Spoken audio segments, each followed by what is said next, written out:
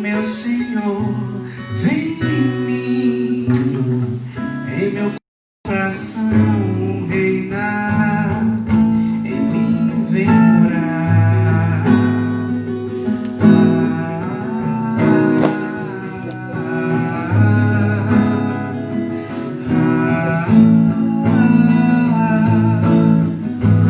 Tantos rótulos me dei, tantas máscaras vesti, pra ser alguém sem ti. Mas agora eu descobri que esse alguém só faz sentido em ti. Como um peixe pro mar, como as aves pro céu, como ouvidos para ouvir, eu só existo em ti.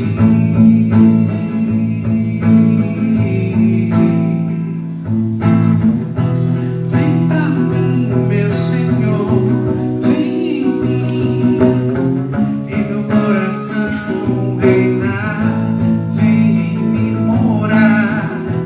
Vem pra mim, meu Senhor, fica aqui, em meu coração reinar, vem em mim morar. Vem pra mim, meu Senhor, vem pra mim, meu Senhor Jesus, o meu Jesus.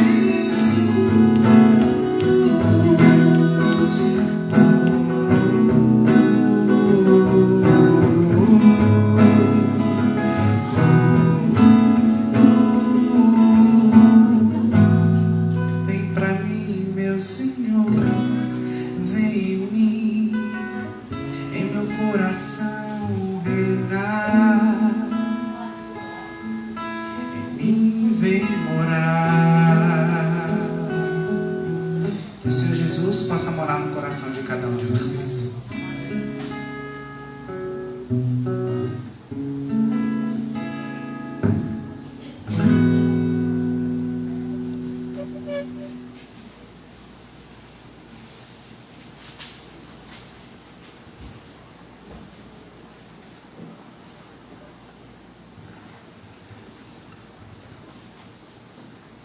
Feliz sábado, irmãos. Nós estarmos aqui na casa do Senhor, quase findando o ano, né? E nós estamos aqui vivos graças ao nosso bom Deus. Amém? Isso aí. Irmãos, eu gostaria hoje de pregar para os irmãos uma mensagem que me impactou muito. E Deus tem me ensinado muitas lições com essa mensagem. O título da mensagem é Perdão Radical. Eu gostaria que vocês abrissem suas Bíblias no livro de 1 Mateus. São dois textos que nós vamos analisar. Primeiro vai ser Mateus e depois eu vou dizer o outro. Mateus capítulo 18.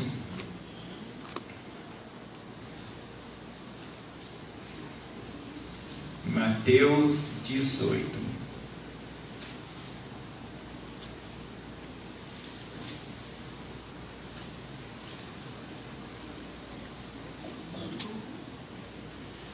Todo mundo achou?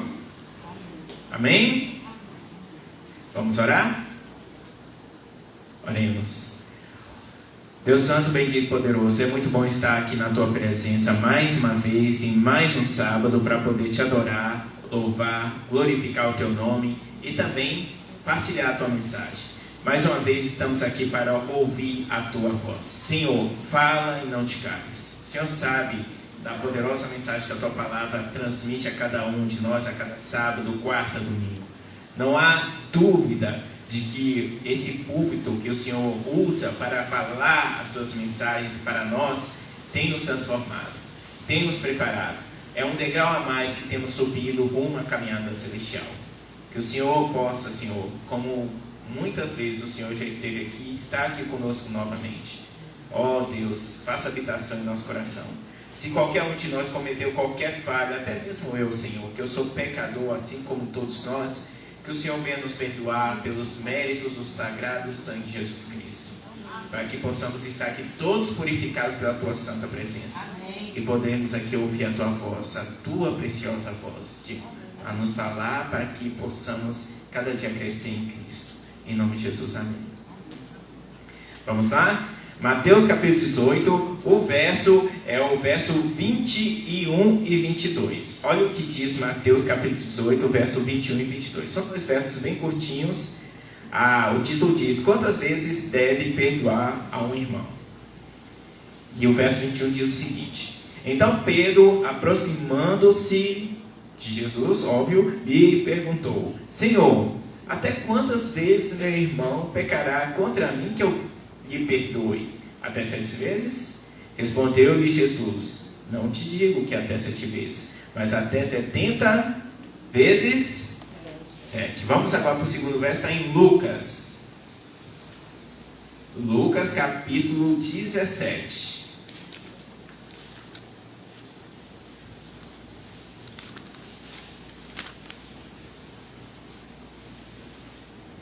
Todo mundo achou? Amém? Verso 3 e 4, olha só o que diz: acautelai-vos, se teu irmão pecar contra ti, repreende-o. Se ele se arrepender, perdoe-lhe. Se por 7 vezes no dia pecar contra ti e 7 vezes vier ter contigo dizendo: estou arrependido, perdoe-lhe.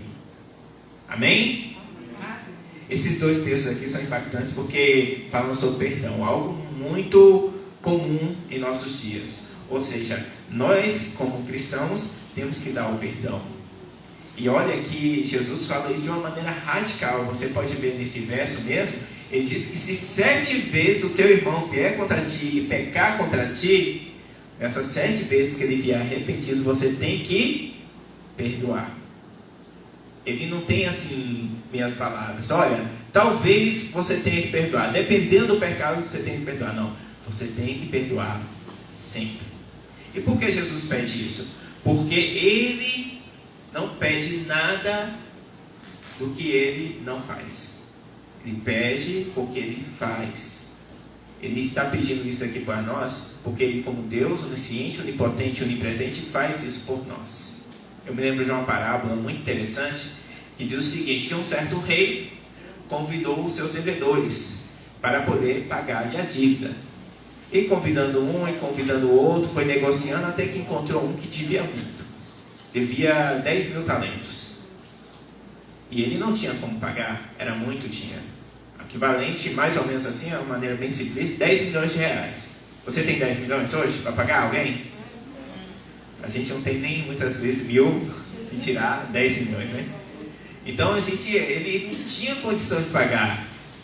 E o rei falou: olha, então tudo bem, você não tem como pagar, então você e sua família, todos os seus parentes vão ter que servir aqui no palácio como escravo, toda a sua vida para pagar essa dívida.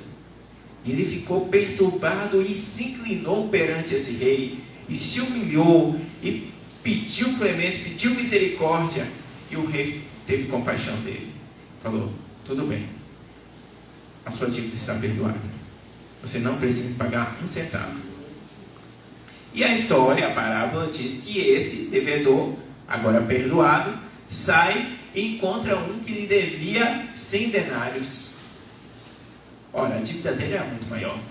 No entanto, ele encontra esse outro cidadão devendo mais ou menos uns 5 mil reais para ele e cobre-lhe a dívida. E ainda por cima, ele humilha esse cidadão perante todo o público, porque até os servos do rei viram isso.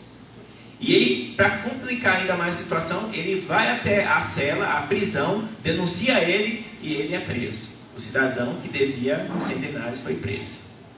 E os servos do rei, como foi público, né, viram isso e foi contar para o rei: olha, rei, você perdoou lá a dívida desse cidadão, tanto dinheiro. Ele chegou lá para o conservo dele e simplesmente o colocou na cadeia por causa de 100 denários. 100 dias de trabalho. O cidadão lá está preso na cadeia. Ele tem família, tem filhos para sustentar. Como vai poder sustentar a sua família? Então o rei, a história não diz que ele soltou esse cidadão, mas provavelmente soltou esse cidadão e chamou esse servo. E ele repreendeu na frente de todos que estavam no palácio: eu não te perdoei toda aquela dívida? Você não poderia ser misericordioso apenas para perdoar 100 denários, sendo que você devia muito mais? E a história diz, Jesus termina a parábola dizendo que esse devedor ficou na cadeia, ele só, não a família dele, por toda a vida. Sabe, nessa parábola, o rei é Deus, o devedor somos nós. Deus, ele nos perdoa pecados, e pecados não tem como você pagar. Todos nós temos uma dívida com Deus, uma dívida que só terminará por ocasião da volta de Jesus Cristo, porque Jesus Cristo já pagou tudo. Então, ele nos perdoa pelos méritos de Cristo, e ele pede que nós também perdoamos uns aos outros. A dívida que o seu irmão tem contra você é infinitamente menor do que o nosso pecado contra Deus. É infinitamente menor.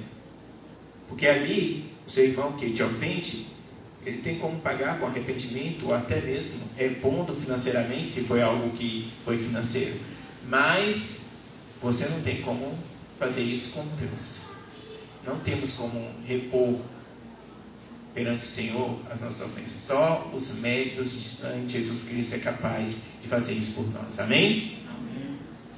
Mas aqui a gente está falando sobre Pedro. Pedro, eu gosto de tomar ele como ponto de fundo, porque ele foi um apóstolo do Senhor que se preocupou muito com essa questão. Senhor, quantas vezes devo perdoar? Até 7 vezes? Aí Jesus Cristo: não, Pedro, você acha que isso é perfeito, mas você tem que exceder a perfeição nisso. Você tem que perdoar sempre, 70 vezes 7.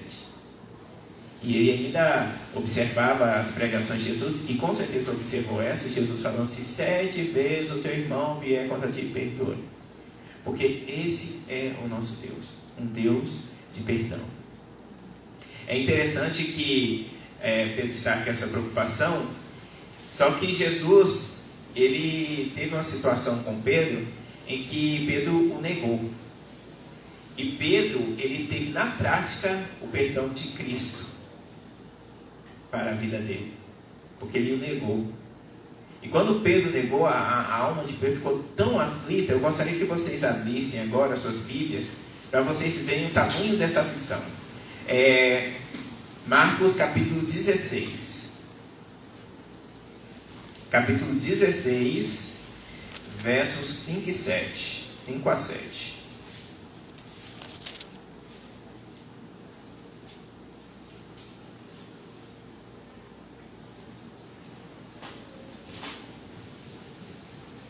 Aqui diz o seguinte: entretanto, entrando no túmulo, viram um jovem sentado ao lado direito, vestido de branco, e ficaram surpreendidas e atemorizadas. Ele, porém, lhes disse: não vos atemorizeis, buscais a Jesus, o Nazareno, que foi crucificado. Ele ressuscitou, não está mais aqui. Vede o lugar onde o tinham posto. Mas ide e dizei aos discípulos e a Pedro que ele vai adiante de vós para a Galileia. Lá o vereis como ele vos disse. Amém? Nesse verso vocês conseguem ver distintamente o anjo mencionando o nome de Pedro. Por que o anjo está mencionando exatamente o nome de Pedro aqui nesse momento? Porque Pedro negou Jesus. Jesus não tinha ainda se encontrado com Pedro. Pedro estava com o coração carregado de culpa. E os anjos, para confortar o coração dele, diz a Pedro também que ele vai encontrar ele. Eu acredito que Pedro já não estava se sentindo mais um deles, né? Exatamente. O Espírito de Profecia diz que Pedro já não estava se considerando mais um apóstolo. Estava se considerando indigno. Ele nem mais queria fazer mais parte do grupo, porque ele tinha negado o Senhor. E alguns dias depois, no mesmo dia, Cristo encontra os discípulos e encontra Pedro também. Agora, olha só o amor de Cristo.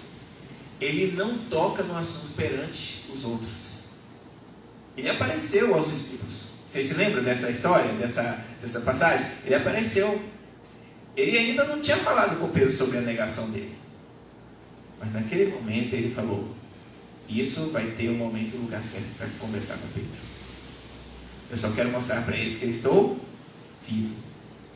E ele mostrou. Aí, um tempo depois, os discípulos ainda estavam pescando. E como Jesus não disse nada sobre a questão do pecado de Pedro, Pedro ainda não tinha assim consigo a paz necessária para continuar sendo apóstolo. E ele estava pensando em voltar a ser pescador. E falou: olha, eu vou pescar. Alguns discípulos disseram: vamos também. E Jesus apareceu na margem da praia, falou: e aí, vocês pescaram alguma coisa? Porque eles pescaram a noite toda e nada. Tentaram pescar. E Jesus falou: ó, joguem do lado direito que vocês acharão. E quando jogaram, acharam muito peixe. João é Jesus. E Pedro, então, ele se atira no mar e vai correndo, nadando até Jesus. E a Bíblia não conta, mas ele estava sozinho com Cristo. O que é que conversaram? Ao que tudo indica, nada. Simplesmente Pedro deve ter ficado mudo, calado, sem saber o que dizer. E Jesus, com seu olhar carinhoso, amoroso, como tem por cada um de nós, também não quis dizer nada, porque aquele não era o momento. Alguns minutos depois seria. Então, eles já estavam lá com os peixes, haviam brasas. Por quê? Porque Cristo passou a noite observando os discípulos. Ele fez lá um fogo, assou alguns peixes para ele. E agora os discípulos vinham com mais peixe. Não, traga alguns aqui para a gente juntar esses aqui para a gente assar. Eles rodearam, sentaram em volta do fogo. E aí sim Jesus fala para Pedro: Pedro, tu me amas? Pedro: não, é claro, eu te amo. Apacenta minhas ovelhas. Pedro, tu me amas? Sabes que eu te amo, Senhor. Então cuida do meu rebanho. Pedro, tu me amas? Aí naquele momento Pedro, puxa, neguei 3 vezes. Ele me perguntou 3 vezes. E Pedro ficou entristecido e falou: Senhor, tu sabes tudo. Tu sabes que eu te amo. Aí Jesus diz então: apacenta as minhas ovelhas. E naquele momento Pedro foi justificado pelo sangue de Jesus Cristo. E ele agora tinha um lugar com os apóstolos. E ele falou, e ainda Jesus falou: olha, agora você vai apacentar os meus rebanhos. Jesus estava recolocando ele como um apóstolo e dando a posição. Sabe, irmãos, esse é o nosso Deus. É um Deus que perdoa, um Deus que nos ama, um Deus que não importa as circunstâncias, não importa em que momento você acha que você está agora em questão do pecado, Ele sempre vai te perdoar. Sempre, sempre. Por isso que o título do sermão é Perdão Radical. Ele perdoa, ponto final. É interessante que Jesus perdoa, mas o Espírito é quem convence. Então é uma obra conjunta entre Ele e o Espírito Santo. O Espírito Santo tem que te convencer do pecado para que você possa ir até Jesus. Paulo chega a dizer em Romanos 8:26 que ele faz isso com gemidos inexprimíveis. Ele intercede por nós. E é interessante que essa intercessão do Espírito é diferente da intercessão de Jesus.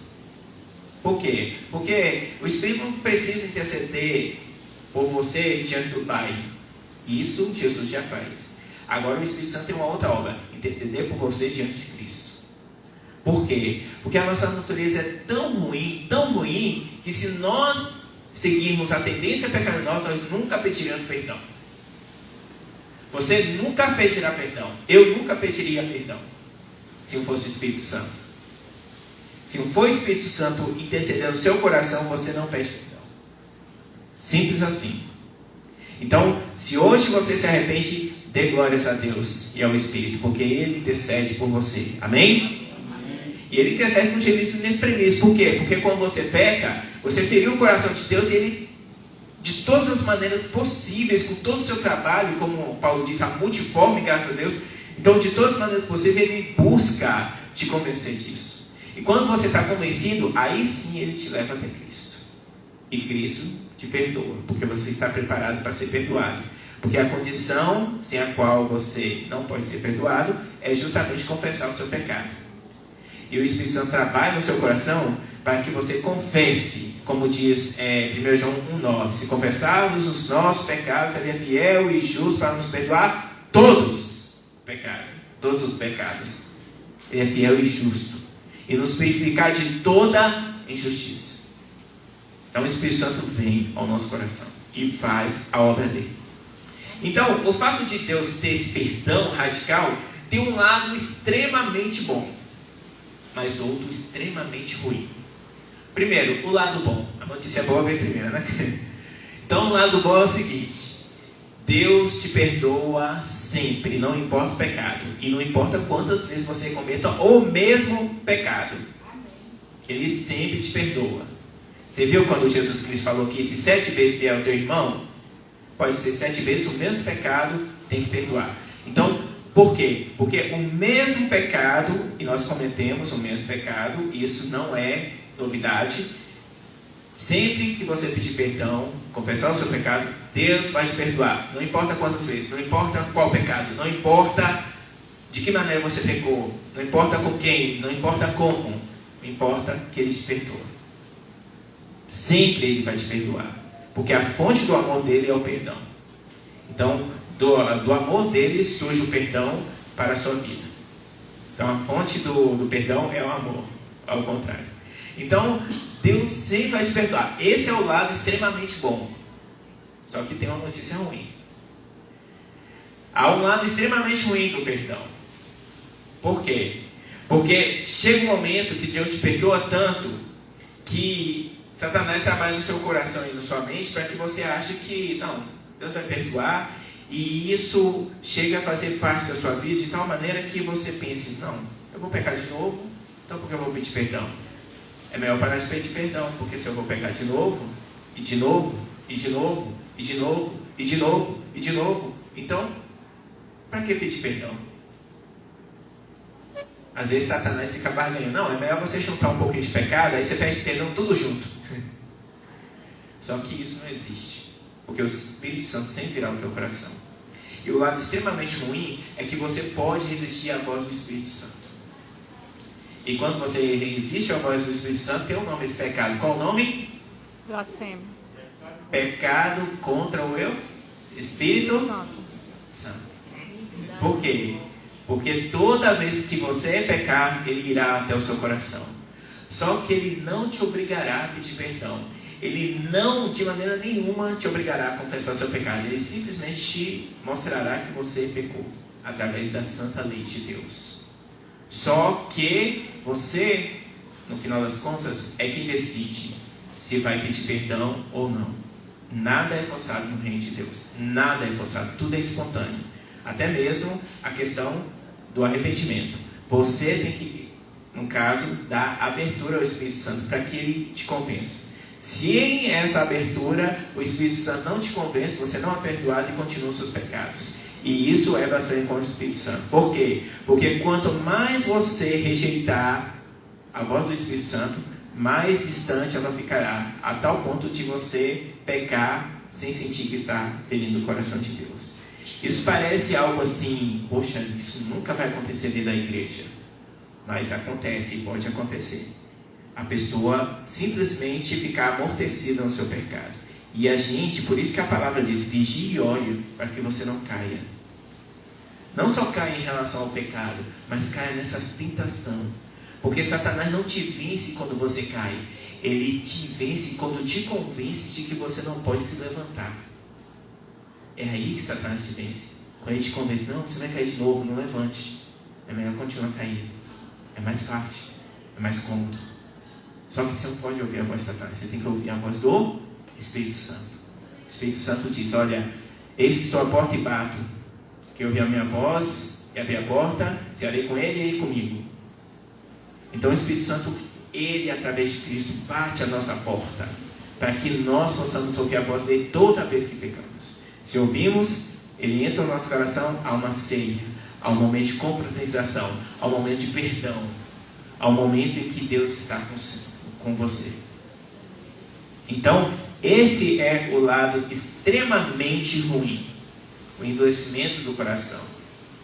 Agora, a questão é, e aí? Pecado contra o Espírito Santo, pecado imperdoável. Será que existe esperança para alguém que cometeu o pecado contra o Espírito Santo? Veja bem a situação. A pessoa não quer o perdão. Ela não se sente mais que tem que se arrepender. Ela acha que não preciso de arrependimento, não preciso de perdão, não preciso de nada. Continua pecando deliberadamente. Será que existe esperança para essa pessoa?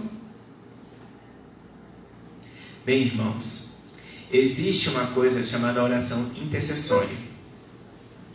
Ela é muito importante porque ela, como o nome diz, intercede por pessoas. Eu, antigamente, não muito antes de ser adventista, era um pecador deliberado. Eu pecava contra o Espírito Santo. Por quê? Porque eu sabia que tinha que pedir perdão, mas não estava nem aí. E assim, muitas pessoas que se afastaram de Cristo e depois voltaram, também pecaram contra o Espírito Santo, não pedindo perdão, resistindo à voz do Espírito Santo. E logo voltaram. Muitas pessoas finalmente conseguiram voltar. Por que voltaram? Porque alguém orou por elas e o Espírito Santo pôde fazer a sua obra. Aí eu vou ilustrar para vocês. Toda vez, eu vou só fazer uma ilustração breve. Toda vez que uma pessoa, no caso, peca e não quer saber de perdão, o que acontece no mundo espiritual? Eu estou aqui, digamos que eu sou Deus. A pessoa está ali, ela pecou contra mim. Toda vez, no caso é o Espírito Santo, né? Porque é para ficar mais claro. Toda vez que peca, o Espírito Santo vai até a pessoa. Ele vai sempre, independente da pessoa querer pecar, perdão ou não, porque no final, isso é ela que decide. Ele irá sempre tentar convencer a pessoa do pecado. A pessoa está lá com o coração fechado, não quer perdão. O Espírito Santo trabalha de todas as maneiras possíveis, é o que Paulo chama de multiforme graça de Deus, para convencê-la. E quando o Espírito Santo vai para essa pessoa, Satanás se põe do lado dessa pessoa e diz: olha, ela não quer perdão, não adianta você insistir. E Satanás está certo nessa parte, porque realmente a pessoa não quer o perdão. Só que o Espírito Santo tem uma carta na manga. Ele tem a oração das pessoas que estão intercedendo por aquela pessoa. E ele, com essas orações intercessórias, tem um argumento para calar a boca de Satanás. E é isso que ele faz. Tudo bem, ela não quer saber de mim. Você está certo nisso. No entanto, existem pessoas orando por ela. E aqui estão as orações intercessórias. Eu vou interceder por ela. E o Espírito Santo faz isso da maneira tão tremenda, às vezes usando as circunstâncias da vida dessa pessoa, que com o tempo essa pessoa começa, pelo livre-arbítrio, dar espaço ao Espírito Santo. Ele usa pessoas, usa a mãe, os irmãos, usa parentes que conhecem a verdade, usa de todas as pessoas possíveis como seus instrumentos para poder orar e falar com essa pessoa. E finalmente o Espírito Santo consegue realizar a sua obra, porque essa pessoa começa a dar ouvidos a ele. Por quê? Porque essa pessoa estava afastada, ela não queria mais saber de Deus, sabia que estava afastada, sabia o que era perdão, não pedia perdão, mas a partir de agora o Espírito Santo começa a convencê-la pouco a pouco, através da sua obra. E finalmente ela se arrepende e volta para a igreja. Foi assim com muitas pessoas que viveram nesse mundo aí fora, afastados de Cristo, pecando contra Ele, deliberadamente, porque conheciam a verdade, mas depois voltaram. Então o que eu quero dizer é o seguinte: o pecado contra o Espírito Santo só é pecado contra o Espírito Santo enquanto a pessoa não quer saber do perdão. A partir do momento que qualquer brechinha que ela der, já não é mais pecado contra o Espírito Santo, porque o Espírito Santo consegue convencê-la através das pessoas, da oração intercessória. Por isso é muito importante nós orarmos pelas pessoas. Por isso é muito importante orar pelas pessoas que se afastaram. Porque você pode até julgar: não, se afastou, coitada, está lá no mundo, está perdida. O caso dela é sem solução. Mas quem ama, ora, intercede por essa pessoa, para que o Espírito Santo faça a sua obra. E finalmente ela volte para o rebanho do Senhor. Amém? Amém. Nessa obra, o Espírito Santo, ele tem a questão de oposição de Satanás, como eu mostrei para vocês. Só que eu quero dizer uma coisa para vocês: o maior inimigo que você tem não é Satanás, é você mesmo. A única pessoa que pode te tirar do céu é você. O único responsável pela sua salvação é você. Porque Cristo não força nada com ninguém.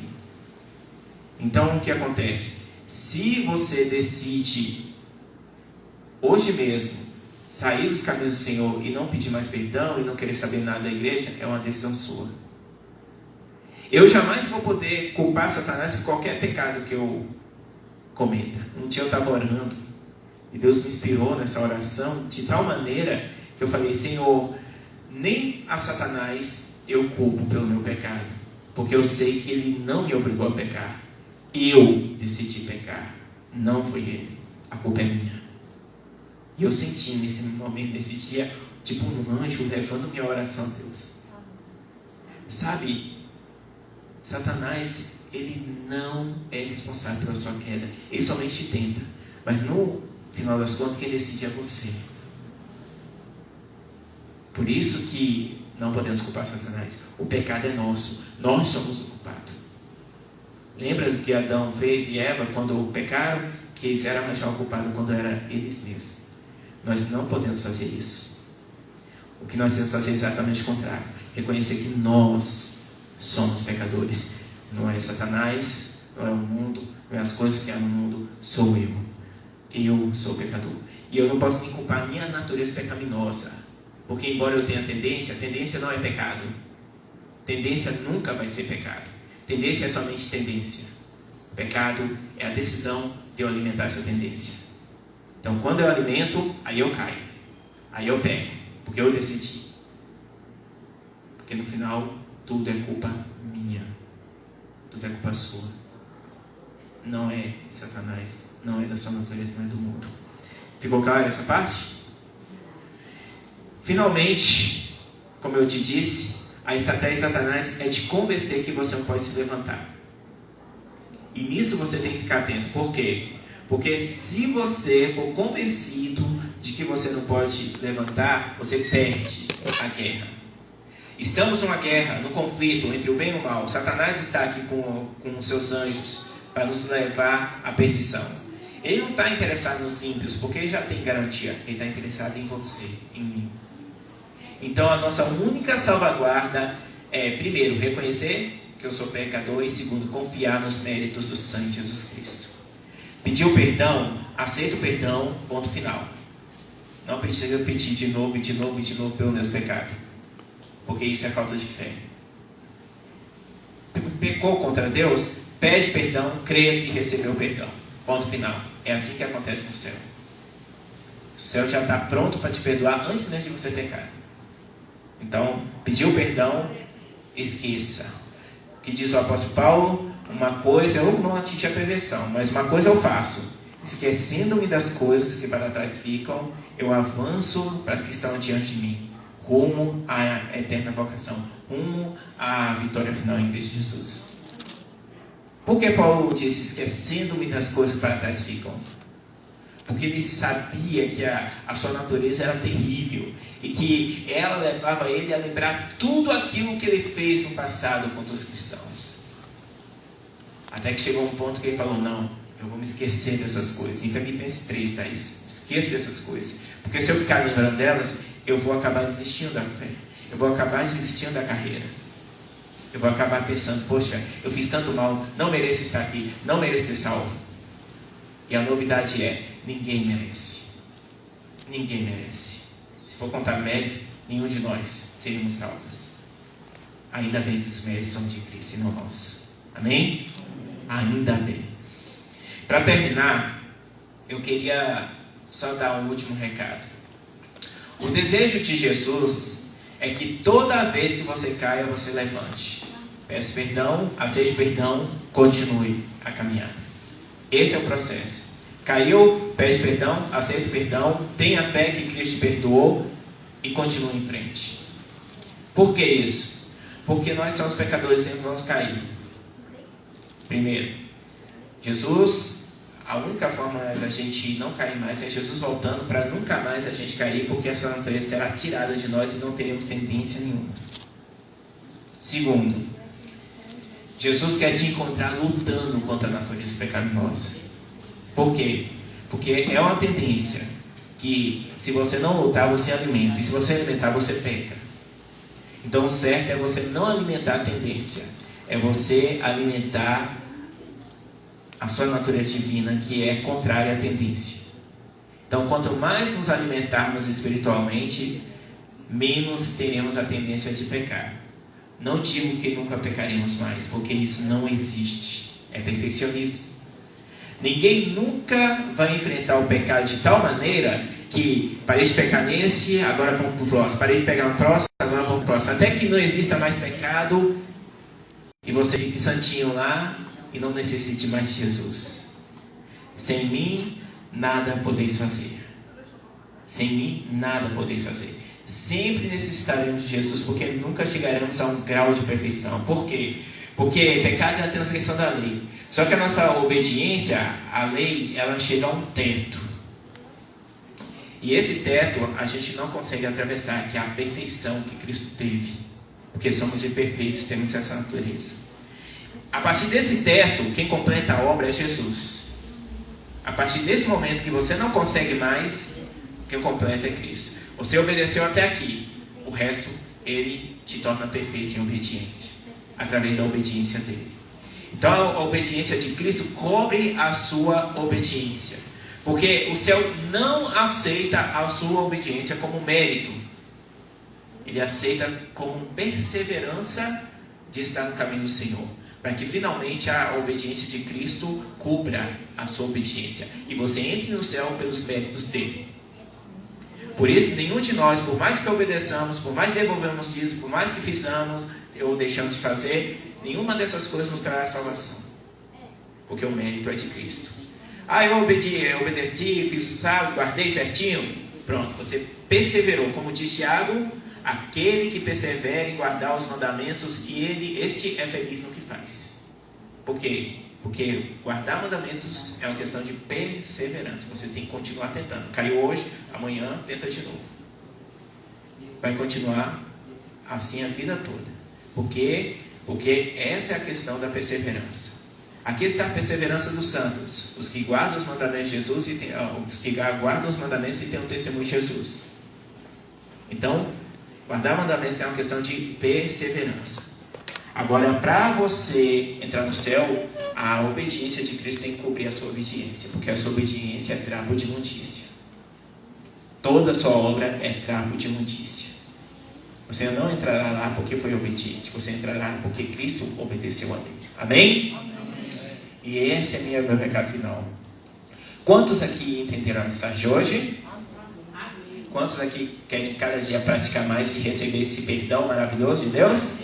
Amém. Que Deus abençoe vocês. Temos alguma música? Vamos ouvir uma música.